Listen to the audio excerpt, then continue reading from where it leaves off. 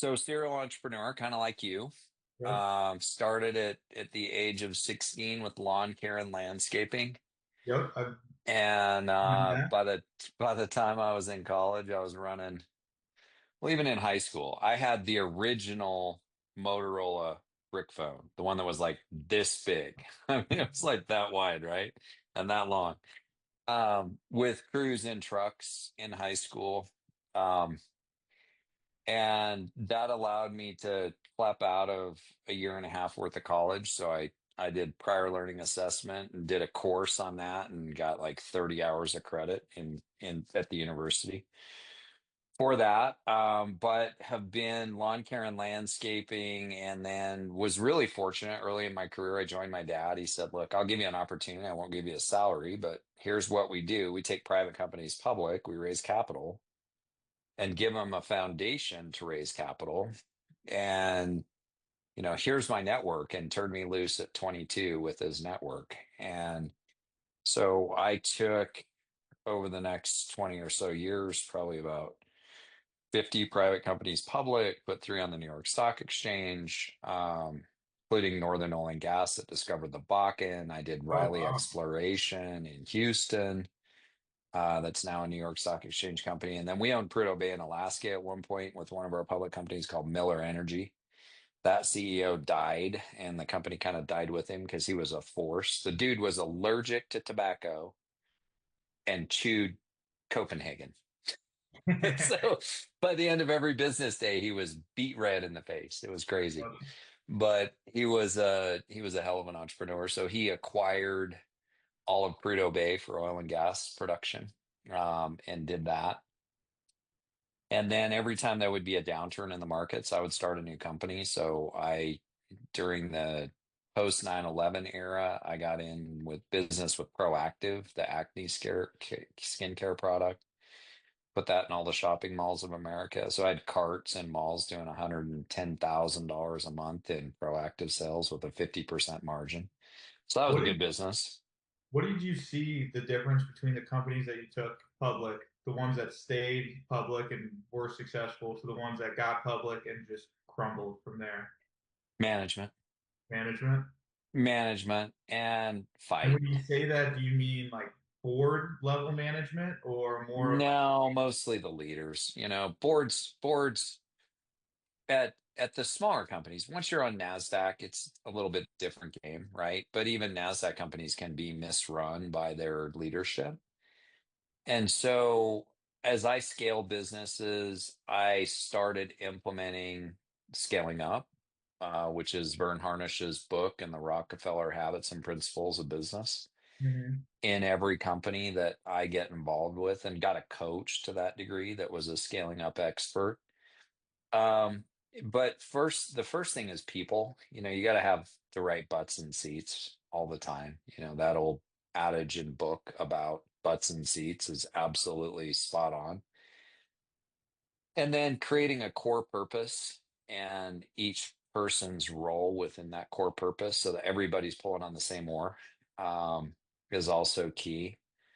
And then execution, creating, metrics that drive people. But a lot of these CEOs, I always, I always had the philosophy, and still have the philosophy to this day, that you only fail if you quit, right? And Yeah. so, a lot of guys don't have that philosophy, that, they've got an idea, they've got a big, beautiful background, and so they're able to appeal to Wall Street, raise the money, and then, they blow through the money and they don't have the ability to go raise more, because they quit.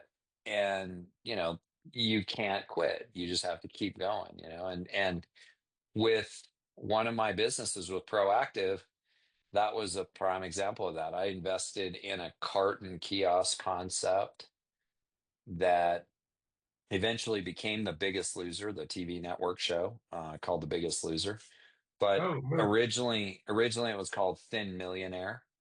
And the concept was, okay, let's put carts in malls and drive people with a television show to those carts, kind of similar to what Proactive is doing with infomercials. And I met the guy that had like three carts with Proactive at that point. and was pretty happy. It was making good money and didn't have a huge desire to expand it. And when the Thin Millionaire business failed, because we couldn't get the right TV promotions to do the marketing end of it, which is basically like an infomercial. Um, I was stuck with 8 or 10 leases in malls that I'd signed that were like 2 and 3 year leases. And so I was like, well, this is going to suck, because you don't have a business on them. So I put proactive on those carts, and that's what really started us building that, and eventually exiting, sold to Nestle for 1.2 billion. Um, and I did another company called Solar Nation. So I not only did oil and gas, but I did the renewable side. And with Solar Nation, we grew. Sorry, my dog's wanting out of my office. We grew to 1.2 billion in backlog with $100 million run rate in 3 years. And then we were crushed by Hurricane Sandy in that business and lost it. We had a $8 million solar system that was still sitting on our books that needed one more PPE, public utility inspection, to go to their books. And we got hit by Hurricane Sandy and destroyed the system and destroyed the company. So, it's that kind of entrepreneurism, and in that business, I could have probably stepped in, and I was the co-founder and a board member, but I wasn't part of the executive team. I put my partner in as the operations guy. He was president, but he wasn't a number one.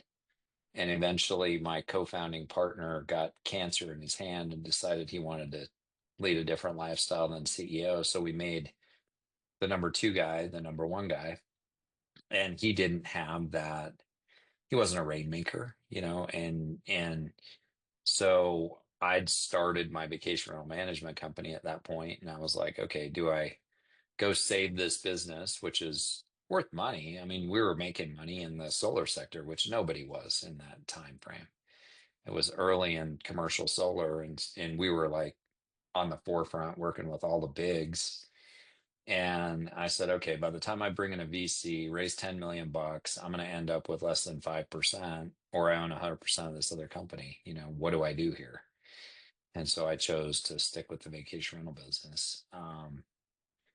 But that's kind of, so I went through. there any passion that helped you decide that, or was it all financial It was decision? passion too, because I'd started that company, um, grown it to, at that point I was doing like 3 million in revenue, but I grew it eventually to 20 million in revenue. And then I was with COVID. So we were at 12 million.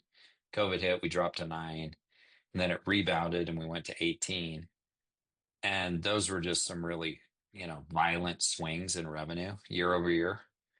And I hired a president. I was making acquisitions and focused on capital formation. Um, and he kind of ran us into the ground. So I had to go through a reorg and a restructure there. So I bankrupt that one in 2023, doing a 5 year workout right now on it. So that's kind of what's going on with that business, but highs and lows, right? And so started a company during COVID, did great with that company doing, we were primarily doing testing for COVID and group functions. So we'd go into like Washington, D.C. during whatever event and test 500 people that are there for a conference as they arrive at the hotel, and then throughout the conference to make sure everybody's staying healthy. Um, Today I'm in AI.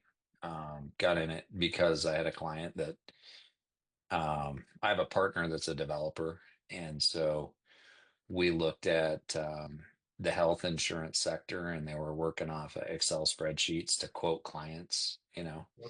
So we created an automated quoting engine and a back end support engine that almost eliminates customer service. Like 90% of customer service can be done with a voice assistant. Wow. And that one's out there in the market right now. And then, How's that doing? it needs a couple of tweaks. So we're just working on the tweaks now, some further development stuff in order to take it beyond that one company. Right. It How do needs you like more. how do you like the AI space right now? What do you Are you concerned that we're in a bubble, like a lot of people say, or is it something that is almost bubble resistant? If you can go into a company like we did in the health insurance sector, and they historically had hundreds of people in a call center, right? And I can take them from hundreds down to 20. I think there's a need for that business Absolutely. if the technology supports it. So I'm excited about it. What I'm most excited about in AI is sales and marketing. Yeah. And so I developed a product with a partner company that is niche focused right now in direct sales in the MLM world. But it basically, their initial product would profile DoD, Department of Defense, Border Patrol workers psychologically, but put them all into one platform. So they were deskless, right? So they're out there in the field. They're disconnected from social. They're disconnected from their email. They're disconnected from text, and it's sporadic. So we created a platform that keeps them connected to all of that stuff all the time, and then created 250 psychological parameters around it. And we can tell how they are psychologically, if they're suffering from PTSD, if Yeah. they're drinking too much, if they're going through a divorce. Yeah. And then the AI feeds them the information that they need on social media and on video. And, you should listen to this. You should listen to this book and this chapter for where you are today. So I looked at that and I went, what if we reverse that? And we took social media and your 250 parameters on psychological profiling and went out there and basically scraped the people that we wanted. And then we started creating a relationship with them that is relevant to them, Yeah. right? And it's based on us and our experience, but it creates engagement and credibility and all that kind of stuff. So that product right now is in beta for that direct sales industry, but I see that product going global. I've already Yeah. told them, okay, your next step with this product beyond what we're doing in the direct sales space is to create a product that's just a sales and marketing tool that every business needs for more leads and more Right. sales. Right. And then you support that with posts that are authentic. So it takes about 2 hours to set this thing up. I literally set my infrared sauna and set it up for 2 hours. And so now it will ask me, what business do you want to post on today? You Yeah. need to do your post today. Okay, what would you like it to be on? Is it lead gen? Is it building credibility? Is it expertise in a marketplace? And then what product do you want to showcase? And then what what personality of yours do you want to do this post? Is it the Mhm. serial entrepreneur? Is it the cowboy, that rides horses with his kids 4 or 5 days a week? Is it the Wall Street business guy? And then you just check boxes and it creates the story for you. And then you have the ability to go in and edit little parts of it out, but then it posts it and it goes into a blog and it goes on all your socials, starting with Facebook, X, Insta, and then it will go to LinkedIn next. And I'm just like, oh, this is going to be super powerful because yeah, then it also queries you to reply. So, like the guy out there in the field that's DOD that's having PTSD, it says, read this book. It says the same thing. Hey, you got to reply from this guy. You need to respond. Would you like me to do it for you? What would you like? This is the message I've created. What else would you like me to say, kind of thing? And so I'm super stoked about that product. And Yeah. then, That sounds awesome. And like yeah, that's, I mean, a lot of like the big players in social media space, they have a full team of people that do that. That's eliminating a full roster of paychecks just with that one software. absolutely. Absolutely. And, you still want those people to, or some of them, but it might be 10 or 20%, right? So you're getting rid of like 80% of them and you're doing a better job with AI because now it's authentic. That's the problem. Even I was talking to a team at Northwestern Mutual Life this last week, And they have a product at Northwestern Mutual that they use, but it's generic. So it's not, you got an agent out there that's sending generic messages to his clients and posting on social media generic crap, garbage, basically. And there's no engagement because it's generic. And Right. so now all of a sudden I tie into you, and it's, hey, Dan, how's the manufacturing business going? What's happening with your AI business?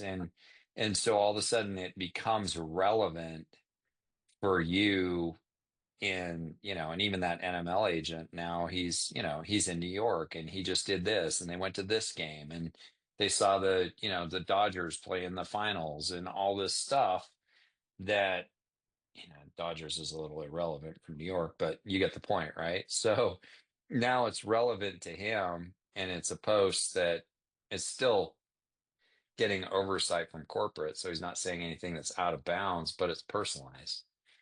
And so Yeah. I think that I've got a meeting with Northwestern Mutual on that product in the next little bit. What I'm most excited about, um, the convergence of crypto and payment processing, and kind of where that whole market's going. So I'm And what do you working on and it. where do you see that going?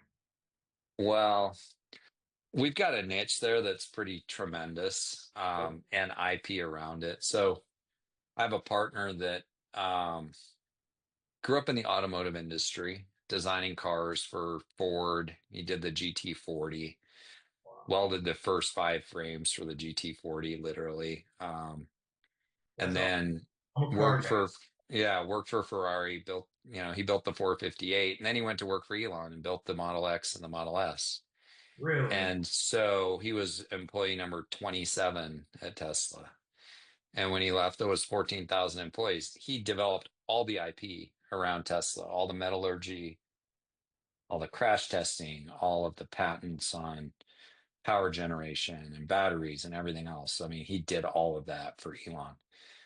And when he retired, he decided he's got Asperger's, so he's a little bit different, kind of like Elon.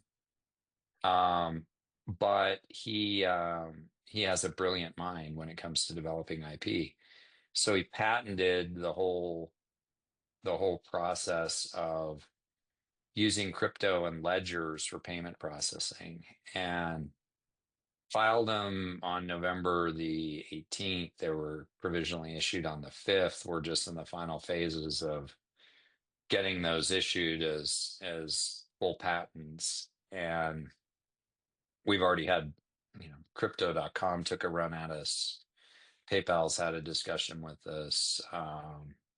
BlackRock Crypto wanted to buy it for 24 million, but they wouldn't leave one part of the business out of that, which we have an operating business. He has an operating business in vending machines for controlled substances with KYC and biometrics, and basically you walk up to a beer machine or a cocktail machine at American Airlines Stadium, and you take a picture of yourself. And well, first you download the app, then you input your information, take a picture of yourself, and it validates you within 90 seconds that you are who you say you are and you are where you are and that you're of age to get a drink. And then you literally just click your phone to the vending machine and it kicks you out a beer. That's So sweet. that 20-minute line went out the window. But think about it for controlled substances like marijuana, prescription drugs, and all that stuff. So we did about 100 golf courses, the Wells Fargo Open, American Airlines Stadium, tested that all out, decided we didn't want to be in the vending machine business.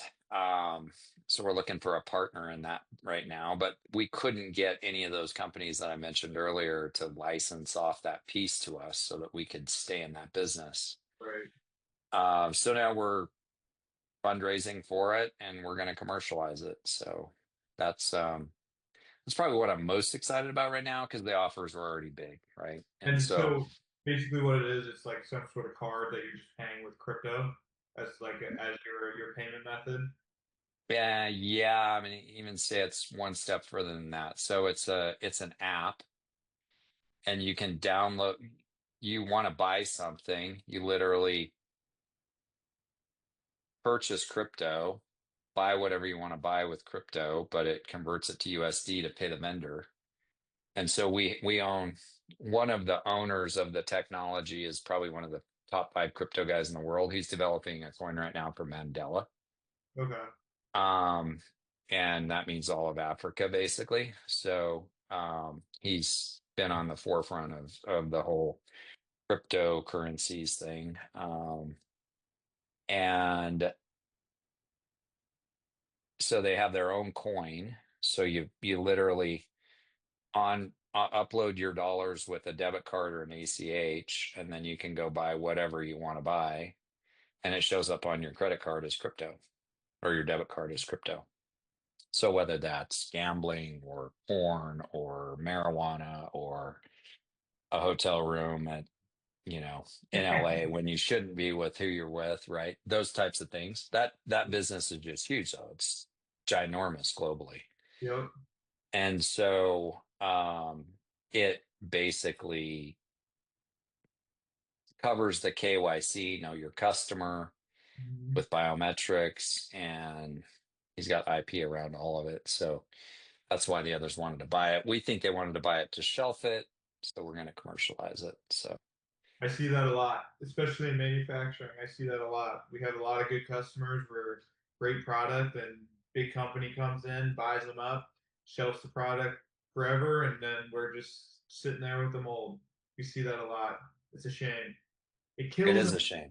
it really kills innovation when companies do that.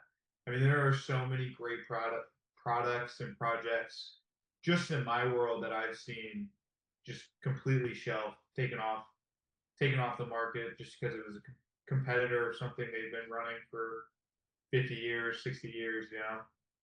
Yeah, absolutely. What other questions do you have of me now that you know a little bit of the background and kind of where I'm headed? Yeah, no, that's a lot. What kind of leads you through these different paths? Because obviously, I mean, they're very different. None of them seem like a stepping stone to the other, you know what I mean? It's all very different. Um, okay, so I would say just my exposure to business and my exposure to people, kind of like you, it spurs ideas or, problems that need to be solved. And when I see problems that need to be solved, that's the kind of stuff that I get excited about. And so in the AI for healthcare, I mean, it's obvious that that's a big market, but where we think it could be the most effective is with some of the major hospitals that are dealing with all these insurance companies. So we're probably going to go at it from that angle. Um, and then, saving them money on, their customer service centers, their call centers, all that kind of stuff. Um, with sales and marketing, I think every business needs it. I think there's a huge gap between there's lots of professionals that will charge you a whole bunch of money to, not get the job done. And so I think that there's just a giant need for that lead generation and creating additional business and meetings that are valid. I mean, you get on a lot of these, you get value out of them, but there's a lot of them, that you don't take because it's somebody pitching you a product, to build your website from the Philippines or India or whatever, and so if you can get relevant leads, you can save time, be more efficient, in your time. It's that 4-hour work week philosophy of Tim Ferriss, right? Mhm. Where if you can be more effective, you can work 4 hours in a week and you can get, more done in 4 hours than most people can get done in 40 because you're effective. Yeah. And so I think that, you know, that's kind of what drives that one. In the fintech space, I just see a huge need, especially with Vamp, with what they just did with Vamp and the credit card processing, there's companies this month, literally. I have a friend that's in the, iris payment processing business, and he was cooking along doing millions a month, and he's down to hundreds of thousands a month, because of this new. Visa, MasterCard, VAMP regulation and rule that's been adopted. And so I just see that there's huge opportunity, and especially against some of the other credit card processors out there like Stripe. They're hurting a lot of businesses right now because they do so much holdback, and that hurts your cash flow. And shit, with me in the vacation rental business, they were holding, I don't know, 300,000, 400,000 bucks, and it would just get released sporadically, but there was no rhyme or reason for them holding $400,000. And reality is in that business, you're doing 10 million, 400,000 is your freaking profit. So Yeah. it's like if anything happens, if there's a hiccup in the marketplace, it creates problems. And so I just think that there's big opportunities for alternative payment methods Man, it's and such getting control. creative. It's just there's almost nothing that small, medium businesses can do other than just take it. I mean, there's really not many options out there. They just Yeah, dominate so much that it's like, what do you do other than just bite the bullet? figure it out. Yeah, exactly. And so I think that if businesses can, the way that blockchain is going, and the guys at Robinhood are talking about having all equities in the US traded on Robinhood in the blockchain, which means 24/7 trading, Yep. global trading, all that type of stuff.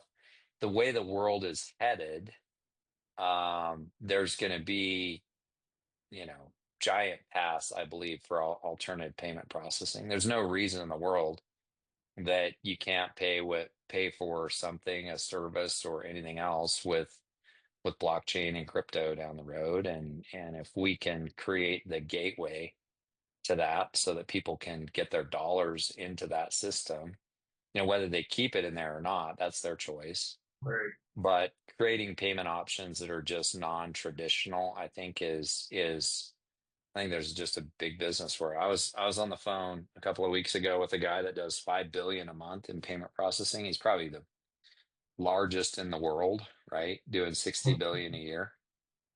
And It's just such an three, that's such a astronomical number. stupid It's number, like, right? wow. It's a stupid number. But even if he's making, you know, fractions of a point on that kind of volume, it's huge. Yeah. Yeah.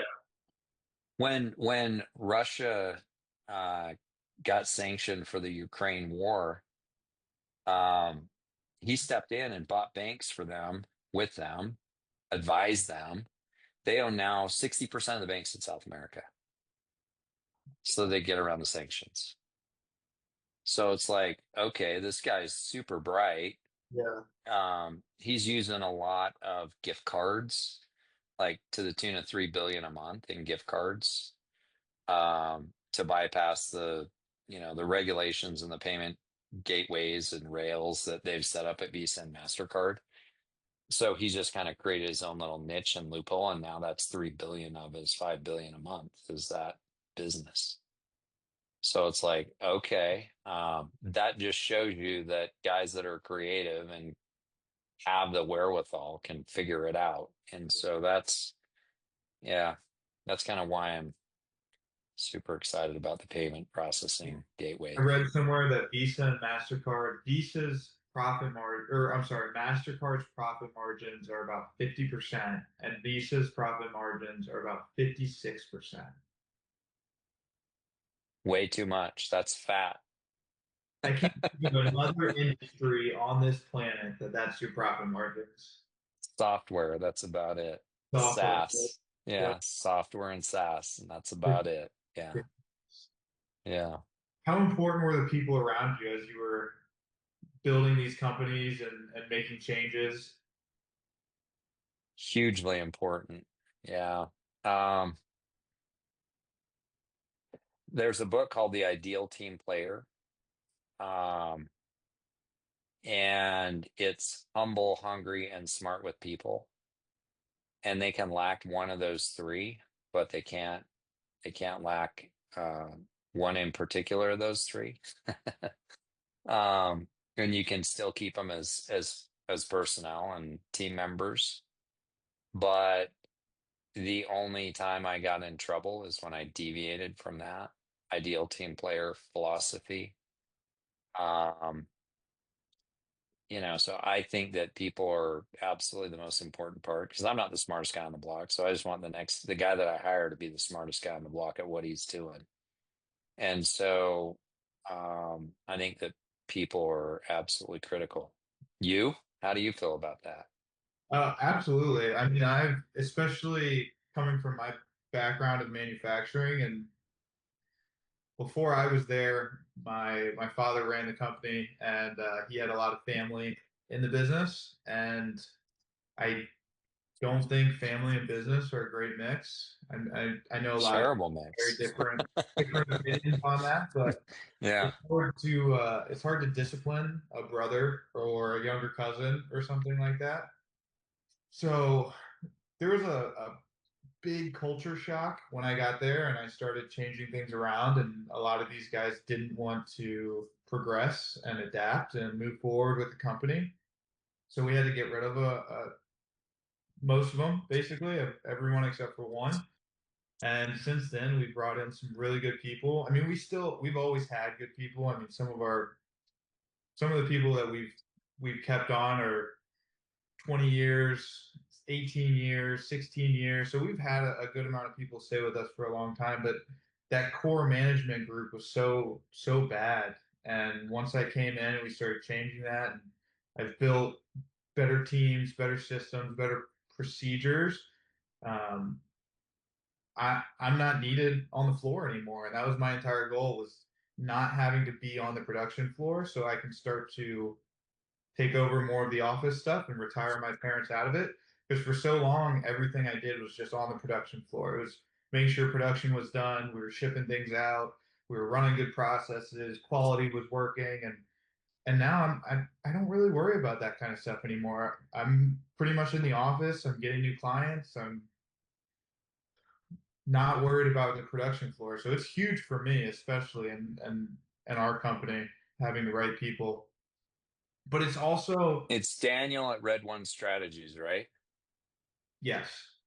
Okay, I'm going to send you an email right now that you're going to find very Yeah. helpful. Yes. Um, I'm going to send you the OPSP strategy. Um, this is basically from Burn Harnish and scaling up, which is again the Rockefeller habits and principles of business. Um, but I use a dashboard that you're going to find is pretty useful. Okay.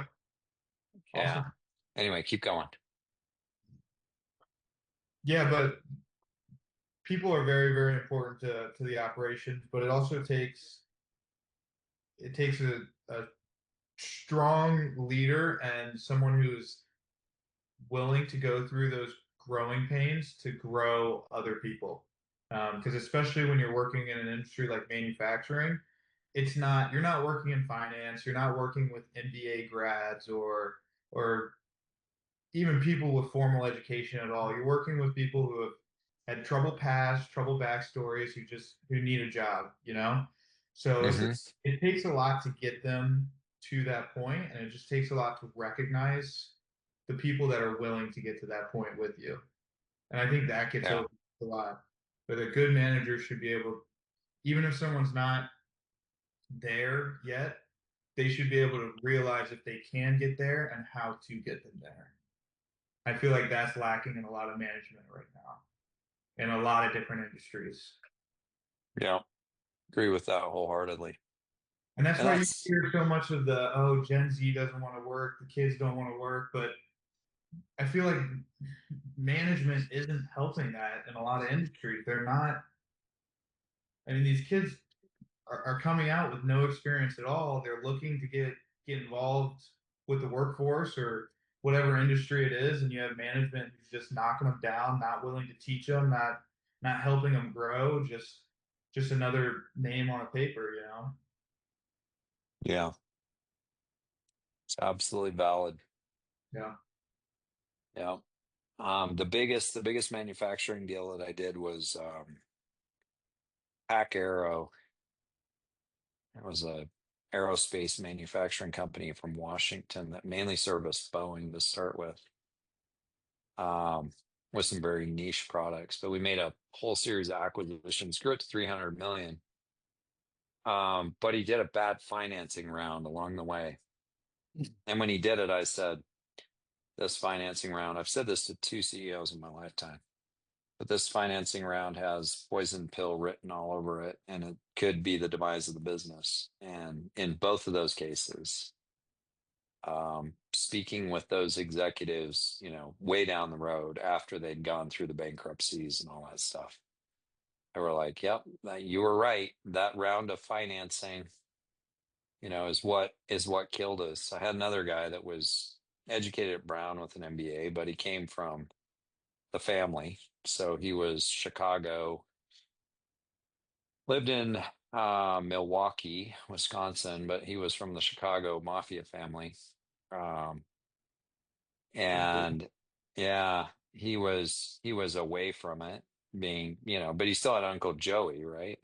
So it was that family.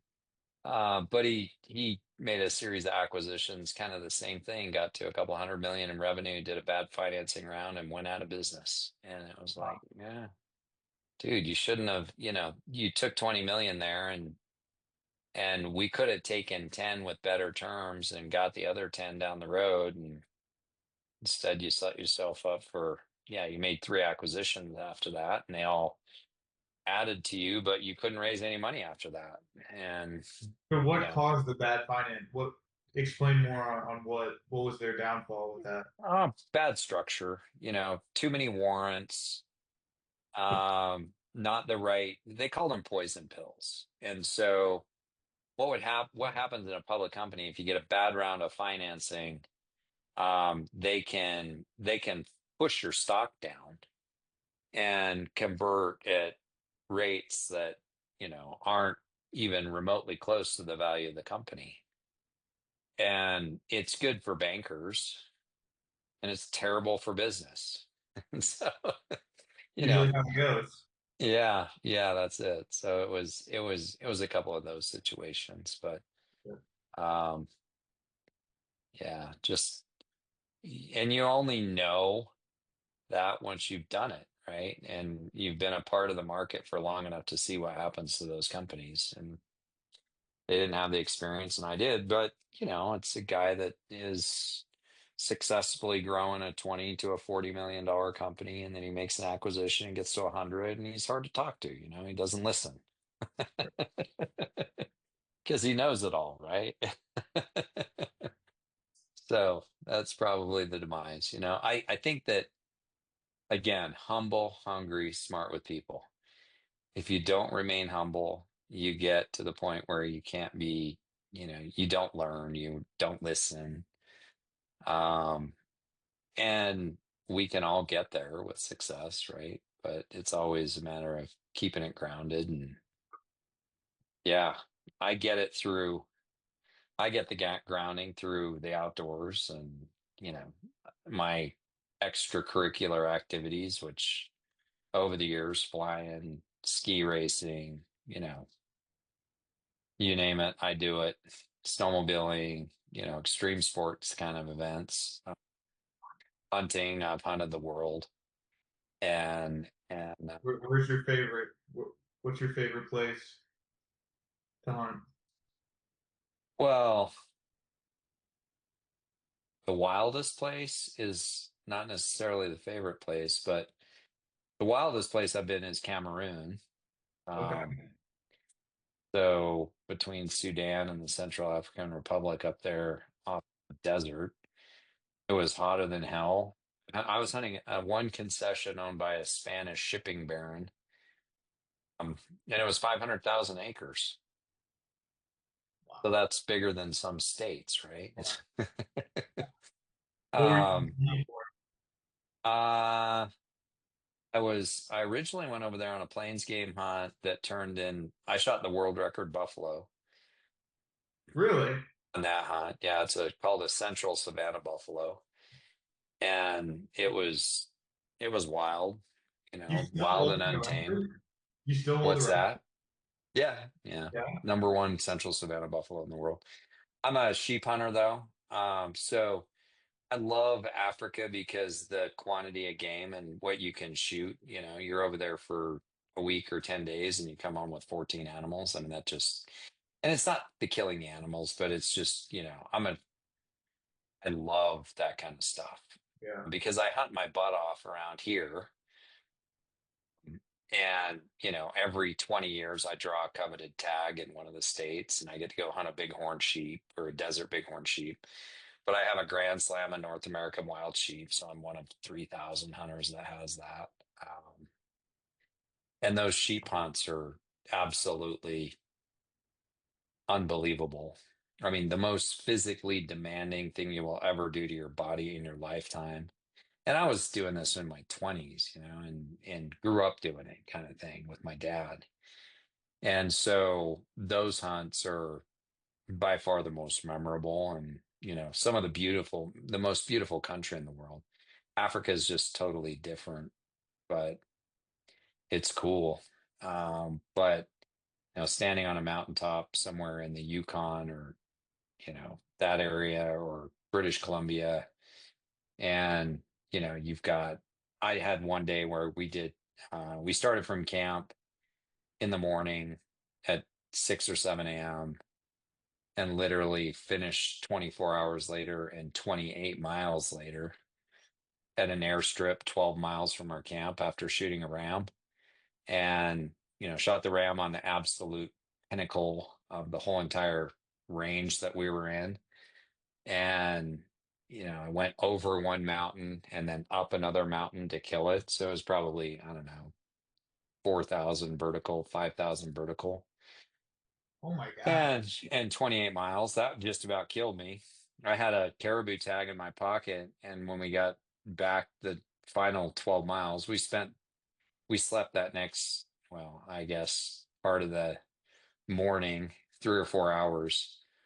Um, ate sheep meat on, an airstrip out there in the middle of nowhere. And the next day went 12 miles back to our camp. And the guy that I was hunting with was like, "Hey, I've never had a hunter that could do this." We just covered the first 2 days of the hunt. We covered an area that he planned on covering in, 5 or 6 days, and we covered it in two. And that included hiking 6 or 8 miles to get there and back. So it was 16 miles there, hunted for a day, covered a range that should have taken us three. And then he was like, "I've never had a hunter that can do this. I want to go explore some territory nobody's ever hunted. You up for that?" I was like, "Absolutely. Yeah. Let's go, man." And so we got into some stuff that was just, it was intense. It was super intense. And That's then awesome. coming out after we pulled our camp from 12 miles up that other drainage, I had a caribou tag, like I said, and he goes, "You want to go shoot a caribou?" And I said, my feet can't handle it. We just did like 50 miles in 2 days, and there's no way my feet can do it. And it might have even been, it took us, well, to come back the 12 miles, I took a day off because I was like, I got to take a day off and just like soak my feet in the river and, and just chill for a minute. Yeah. And he's like, "Do you want to go kill a caribou?" And I said, "Yeah, I want to, but my feet won't do it." I just, You got to carry me out there. yeah, yeah, you'd have to carry me up that mountain to go do it. And so we, eventually packed back down to the airstrip, had him come in the Super Cub and get us. And the morning he came in the Super Cub, he's like, "Hey, there's a big wolf on the strip." And I came rolling out of the tent, gun in hand, firing, killed the wolf. You got him? Yeah, Nice. I got the wolf. It was one of those, yeah, one of those just shit house luck deals, but Sweet. sometimes those work. So yeah, I mean that's probably the biggest adventures have been sheep hunting. It took me 28 days to kill my desert bighorn sheep in southern Utah. I was in and out of a wilderness area 4 times in 28 days, and it was, again, 10 miles in, 10 miles out kind of thing. Brutal, down in the desert, and yeah, so. What do you shoot? my favorite pre- rifle? Like, my preferred weapon these days is, I'm still old school. So all my guns are built, right? Because at one time I had enough money where I could just, I wanted a gun, I had them build it. So I have a yeah. 300 Weatherby mag that's built by Christensen back before they went mass production. Mhm.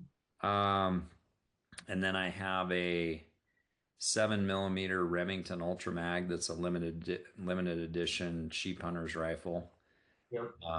that was built by a company called Basner's. That gun is What year? probably What what's year that? did you have that built? Um, Early 2000s. Okay. Yeah, so they're 25-year-old guns. Yeah. So what my brother did with his 7 millimeter rum is he went to um, a 7 millimeter 6.5 Creedmoor 7 millimeter. Shoot, what's the new load that everybody's shooting long range with 7 millimeter?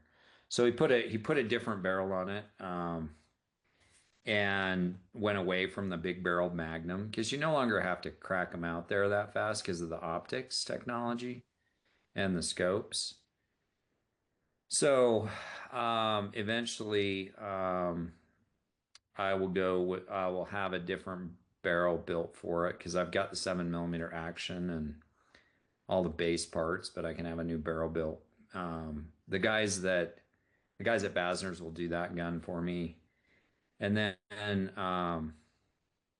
the 300 Weatherby, I don't know what I'll do with that gun. That one's questionable. I shoot a 416 when I'm in Africa, on big stuff. But I've been to Africa 3 times bow hunting. I was actually supposed to bow hunt with Don Jr. when he got in all the trouble for social media posting his dead shit. Um, That's and so, yeah, that's I awesome. was. I've heard he's a hell of a hunter. He's a gray hunter. He's a mountain hunter. The area I just told you about, he's hunted Yeah. it twice, 2 or 3 Okay. times. Yeah, I've heard he's a So great it's hunter. called Arctic Red River Outfitters Arrow Mhm. in the Yukon. And um, yeah, he's a great hunter. Guys say, shit about him on social media, like he's not a real mountain hunter. And I'm like, have you ever packed around a backpack in Arctic Red River? Yeah, I was Because about to I say guarantee you walk 100 miles in a week, yeah, and pretty legit. If you ask it's me. legit. It's legit. And he's that. The guy, he was on a hunt with the founder of QU, um, 2 weeks before that guy committed suicide with another friend of mine named Don Pay, Don Jr., and the founder of QU. We're on a sheep hunt with Arctic Red River, and then the guy went back to QU, and I don't know, just took his life, which is really, really unfortunate because he was the founder of Sitka too. Mhm. So, um, my brother's the president of the Wild Sheep Foundation for the state of Utah. So I'm Nice. about as conservation oriented a family as you will ever find. Um, I do all this business stuff, but right now I do it for my girls and horses. But in my lifetime, I've done it for hunting. I mean, I've literally had years where I spent 4 months of the year hunting somewhere. I got to the end of one year and I was like, Danny, this is an ex NBA player. And I was like, do you realize that we spent 11 weeks together this year hunting? He was like, we did what? I was like, yeah, we spent like over 2 months together, dude, 2.5 months hunting. When you say your girls, is that your daughter or your wife? Yeah, I've got two girls. My girls are 11 and 13. Nice. Um, they're rodeo girls. Okay. So my current life is 6 horses, and they ride, they ride, well, the 11-year-old is on a 5-year-old that I trained from 3.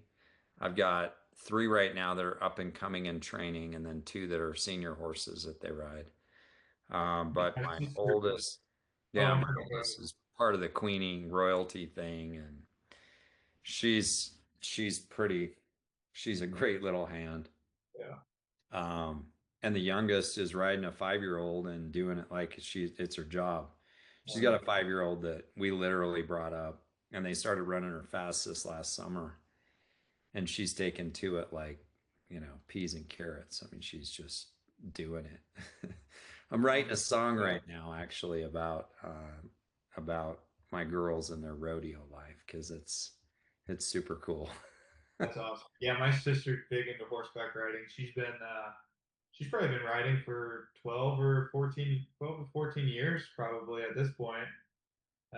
She does jumping. She Okay.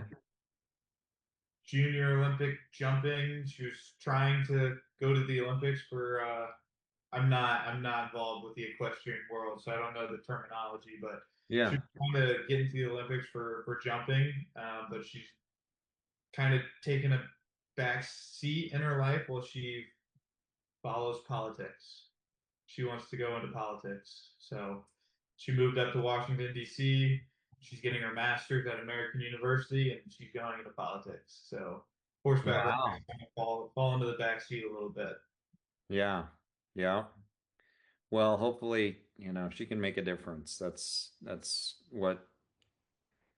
what I believe needs to happen in this country right now. There's a politician from Chicago that actually gets it, really, really gets it. And he was on the ticket for the Democrats this last year. And the whole Biden Kamala thing, he just got pushed out. Yeah. But Can't that get dude is wicked smart. Do you listen to the All In podcast, just out of curiosity? all in podcast. Sounds familiar. Who's the host of that one?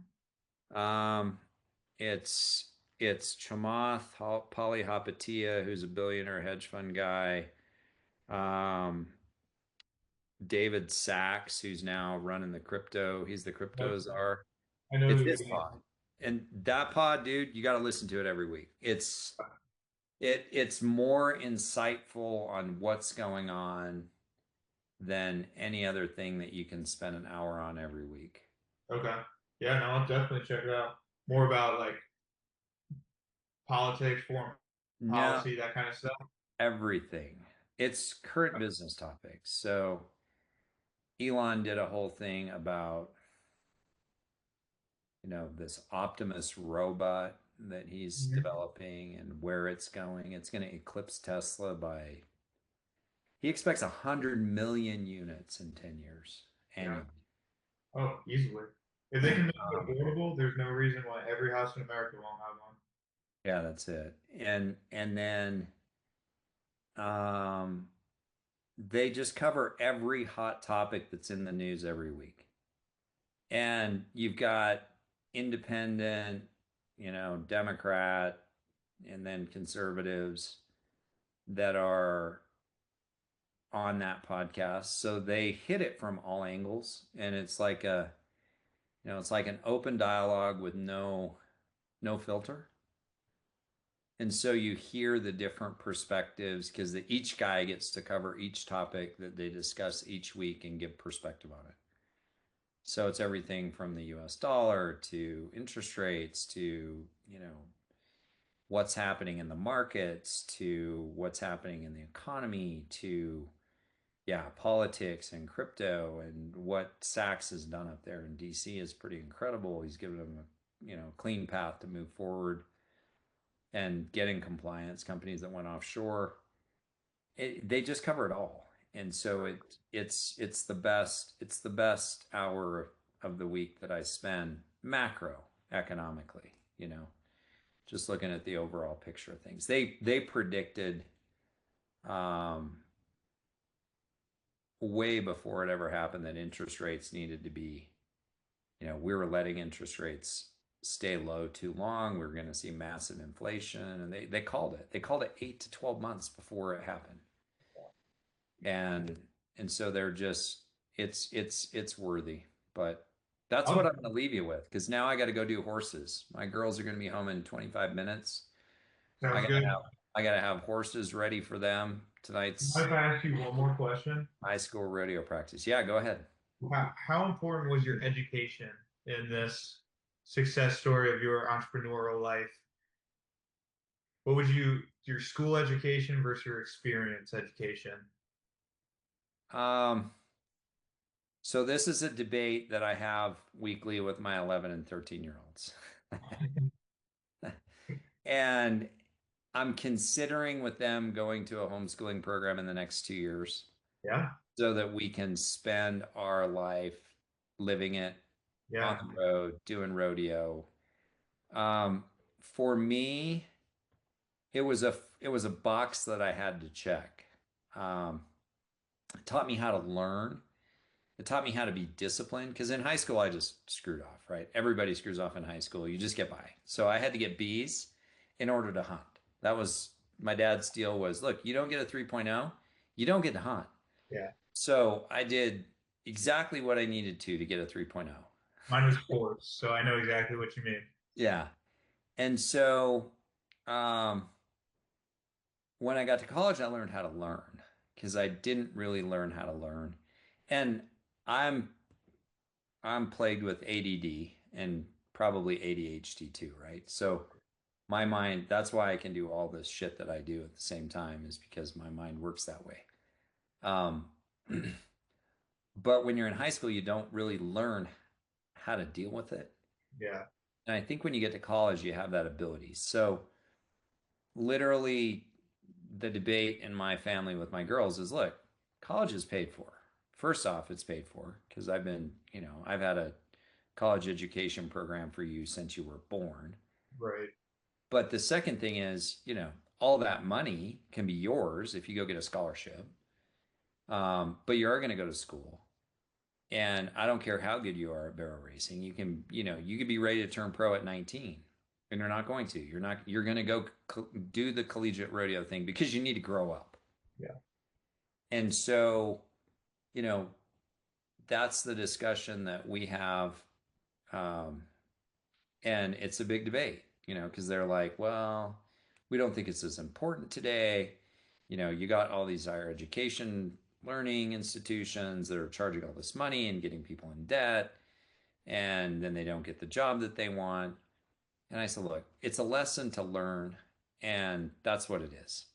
Yeah. And so if you go into it with that mindset, I mean, literally, I graduated with 2 4-year degrees in 2.5 years. And Wow. so my time in school was like the rest of the shit that I do in life. It was fast and furious and get through it and, move on. And I was running businesses and flying airplanes at the time, and school just it wasn't, you know, I didn't live the college life, if you will. Yeah. No, I So, understand. so I think it plays a role. I don't think it's as important. Some of the most successful entrepreneurs, businessmen that I know have no education.